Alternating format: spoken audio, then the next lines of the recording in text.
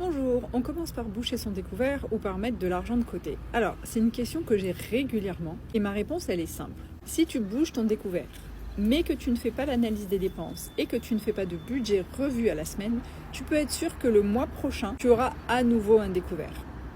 Donc, ce que je vous dis toujours, c'est de vous sécuriser en premier.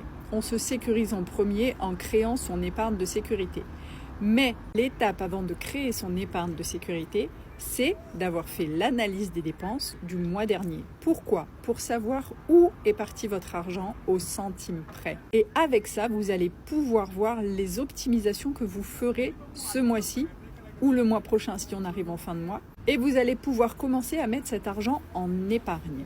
Il faut impérativement également que vous fassiez un budget optimisé. J'en ai déjà parlé plusieurs fois. Un budget optimisé, c'est qu'on regarde toutes les charges qu'on paye, les fixes et les variables, et on enlève ou on réduit tout ce qu'on peut. En commençant par le superflu, puis par les abonnements et par les assurances. Parce que vous êtes nombreux à avoir énormément d'assurances, et la plupart d'entre vous ne savent même pas pourquoi ils ont ces assurances. Donc très souvent, c'est du superflu, c'est quelque chose qu'on vous a refourgué dans les pattes quand vous avez acheté un électroménager ou que votre banque vous a fait signer. Donc déjà, remettre le nez dans toutes les charges qui sortent du compte, les charges fixes et les charges variables.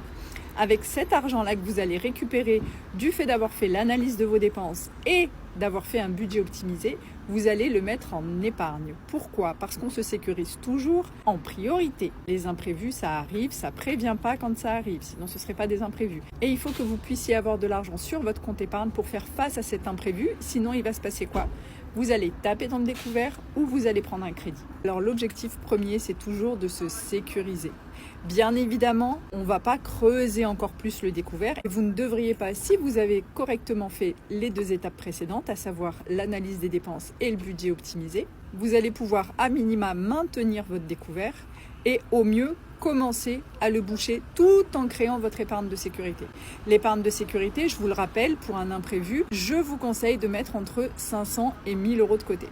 Tant que vous n'avez pas à minima ces 500 euros-là, votre objectif, c'est de construire cette épargne et de ne pas taper plus dans le découvert que ce que vous avez actuellement.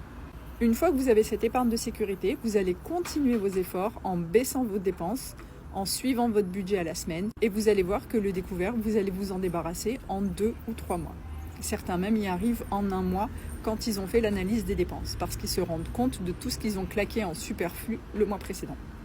Voilà, j'espère que c'est clair, il n'y a plus qu'à.